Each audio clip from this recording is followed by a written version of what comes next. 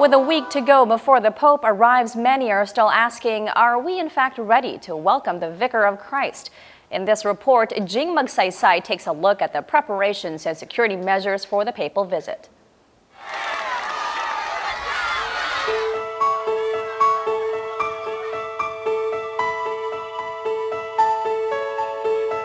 In less than a week, the long wait will be over. The roads and streets of Manila are expected to be filled with millions of people for the coming of the rock star Pope. But how do you ensure the safety of this Pope, who prefers to meet people away from the protection of his bulletproof Popemobile?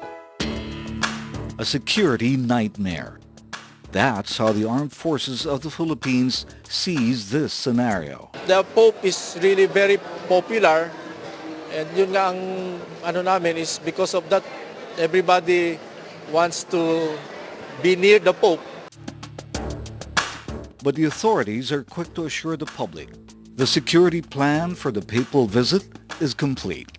Nabuo na yung plano kung saan pupunta si Pope. And ang next na gagawin namin, rehearsal na. Walk through with people para alam nila yung saan sila pepwesto. The Philippine National Police will secure the Pope with 25,000 men. The military, on the other hand, will deploy 7,000 troops. 5,000 reservists have also been called in to help. Lahat ng possibilities we have been looking. Parang nag-ano kami, tawag namin sa military wargaming, what if. But more than the terror groups, Katapang thinks that a more significant concern will be the huge crowds. Ang greatest worry namin yung people surge kay Pope. Kaya kita nyo, we are putting up the barricades. Mag-rush pag dumaan yung papal convoy, dumaan si Pope sa harap nila. Ang tawag dito natin is a craze scenario. Ito yung paggalaw ng crowd towards an objective or towards an attraction.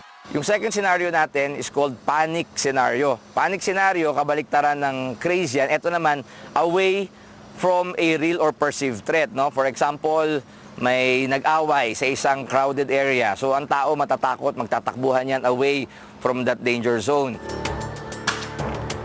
An uncontrollable crowd can turn into a stampede. Our expectations include anywhere from common injuries during the mass gathering events, like people stumbling, getting scratches, up to people who will have attacks of hypertension or hypoglycemia. We also are planning for eventualities of mass casualty or like a stampede, for example, or a vehicle ramming the crowd.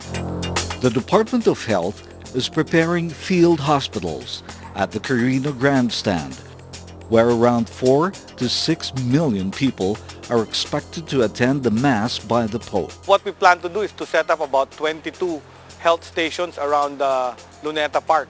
So we now plan the ambulances to be at the periphery, and we plan to have emergency and outpatient services available to them right there in the grounds of the Luneta. On the crowd management side, a crowd specialist points out that safety starts from each of us.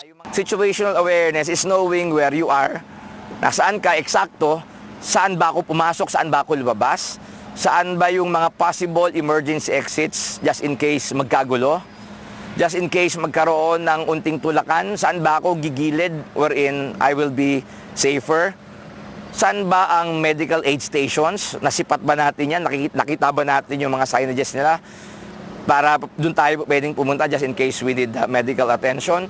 Saan ba ang security at PNP outpost? Dapat mataas yung situational awareness natin o kamalayan. If we become a mob, no amount of crowd control will work, not with these numbers.